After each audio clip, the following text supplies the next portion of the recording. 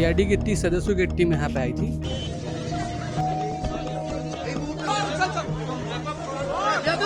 इसमें टोटल 2 विधायकों ने कंप्लेन किया था। लगातार 3 नोटिस भेजा गया था क्योंकि उसमें जो मेन सिग्नेचर था वो अभिषेक बनर्जी का था।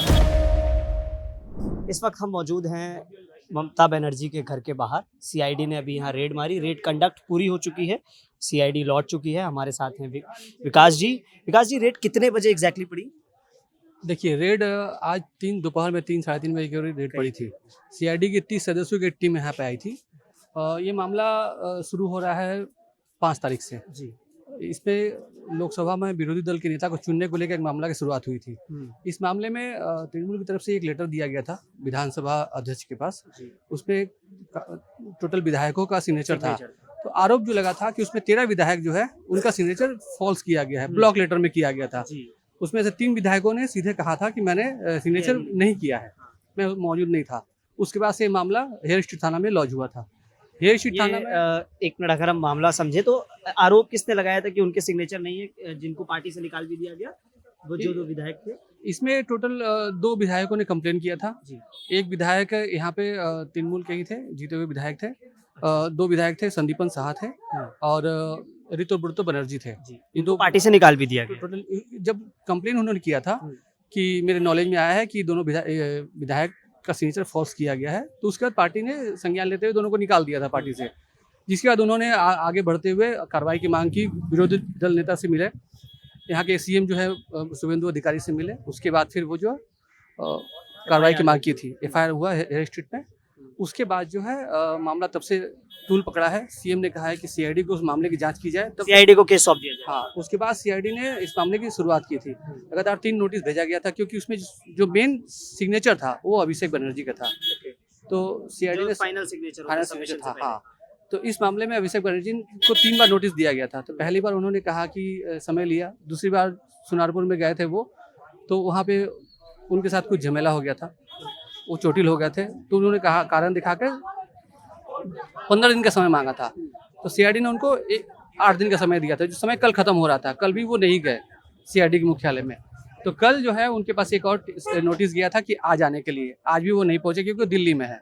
तो सीआईडी की टीम यहाँ पहुंची थी। आज पहुंच के दफ्तर भी पहुंची और ममता के घर, उनके दफ्तर में पहुंची थी और यहाँ पे ममता बनर्जी के कार्यालय में पहुंची थी।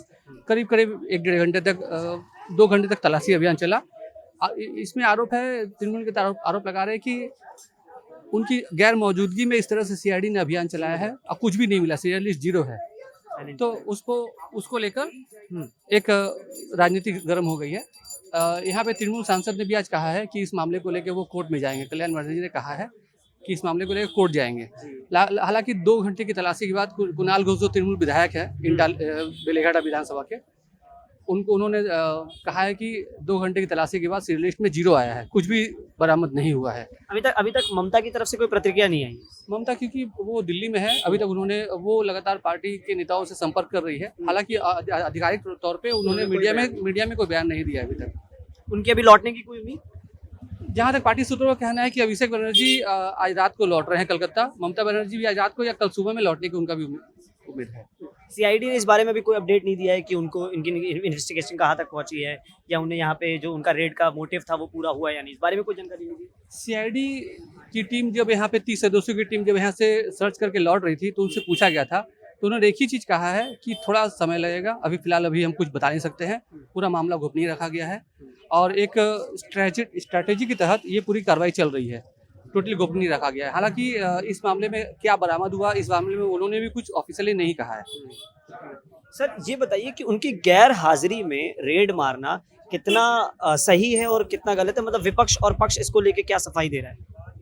देखिए, अगर हम कहें कि गैर मौजूदगी तो नहीं है। उनकी फैमिली के लोग यहाँ पे थे। पार्टी की तरफ से एक सांसद थे कल्याण बनर्जी, तृणमूल विधायक भी थे यहाँ पे मदन मित्रा, और यहाँ पे कुणाल घोष भी थे।